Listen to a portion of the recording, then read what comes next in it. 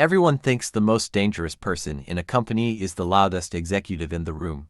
They are wrong. The most dangerous person is the quiet employee who has every email, every meeting recording, every signed approval, and absolutely nothing left to lose. I spent 6 years helping build that company from almost nothing. Then during one all-hands meeting, my own boss muted my microphone, laughed at my concerns in front of hundreds of employees, and bragged that nobody could question his decisions. He thought he had won. He had no idea that 30 seconds later I would hold my resignation letter and company badge up to the camera. The company lawyer noticed before anyone else.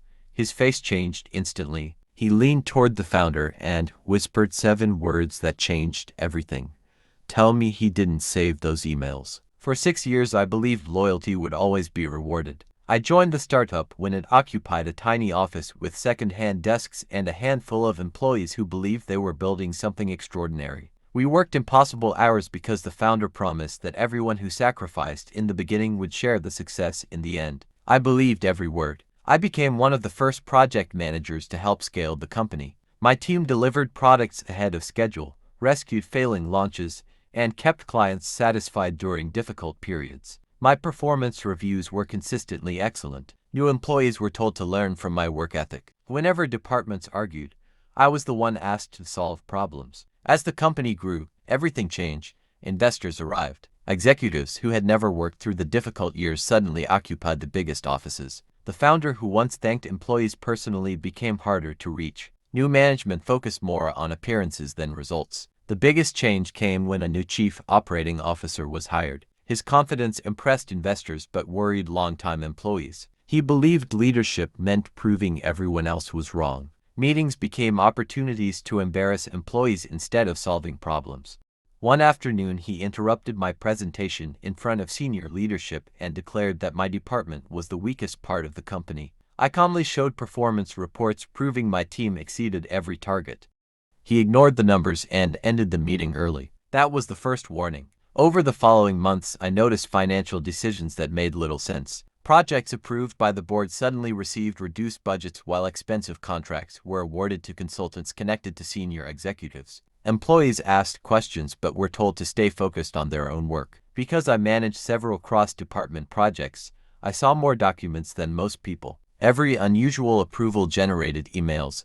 Every budget change left digital records. Every executive request created meeting notes. Without realizing it, I had become the person holding together the paper trail of nearly every important decision. I never planned to keep evidence against anyone. I simply organized my work carefully. Every document was stored according to company policy. Every approval was archived. Every conversation involving project changes was documented. Meanwhile, morale collapsed. Talented employees quietly resigned. Clients complained about missed deadlines. Managers blamed each other instead of fixing problems. The executive team insisted everything was perfect. Then the company announced a mandatory all-hands meeting. Rumors spread that the founder would reveal exciting expansion plans. Employees hoped leadership would finally address growing concerns. The virtual meeting began with cheerful music and polished presentation slides. Hundreds of employees joined from different countries. Cameras filled the screen. Executives smiled confidently. The founder opened by celebrating record growth. The chief operating officer praised his own leadership. They congratulated themselves repeatedly while ignoring the frustration visible across employee chat messages. Near the end, they invited questions. I submitted a respectful question asking whether leadership planned to explain recent budget reductions affecting critical client projects. The moderator ignored it. I submitted another question asking how departments should meet performance goals after losing essential staff. Still nothing. Finally, the founder called my name. I thanked everyone for the opportunity and politely began explaining how recent executive decisions were damaging project delivery. Before I finished my second sentence, my microphone suddenly stopped working. At first, I assumed my internet connection failed. Then I noticed the mute icon. Someone had muted me remotely. The chief operating officer laughed. He smiled into the camera and said, "Sometimes people become emotional when they cannot keep up with company growth." Several executives laughed with him. Hundreds of employees watched in complete silence. I requested permission to speak using the chat. No response. Instead, the executive continued boasting about leadership excellence while my camera remained visible but my voice stayed blocked. Something changed inside me. I realized I no longer wanted to defend my reputation. I wanted the truth to survive. Without saying a word, I reached beside my desk. I picked up a sealed envelope. Inside was my signed resignation letter. In my other hand, I held my employee badge. I slowly raised both toward the camera. People in the meeting stopped looking at presentation slides. Every eye focused on my screen. The chief operating officer kept talking because he had not noticed. Then the company lawyer leaned closer to his monitor. His expression changed immediately. He interrupted the founder. The entire meeting became silent. He leaned toward the founder and quietly spoke words that everyone with good speakers could hear. Tell me he didn't keep copies. The founder looked directly into my camera. For the first time during the meeting, he seemed genuinely worried. The lawyer asked for a 5-minute break. The live stream suddenly ended. Employees flooded internal chat channels asking what happened. Within minutes, my phone exploded with messages from coworkers. Nobody understood why a resignation letter frightened the legal department. Only a handful of people knew the answer. Several months earlier, the legal department itself instructed project managers to preserve documentation whenever executive approvals affected compliance obligations.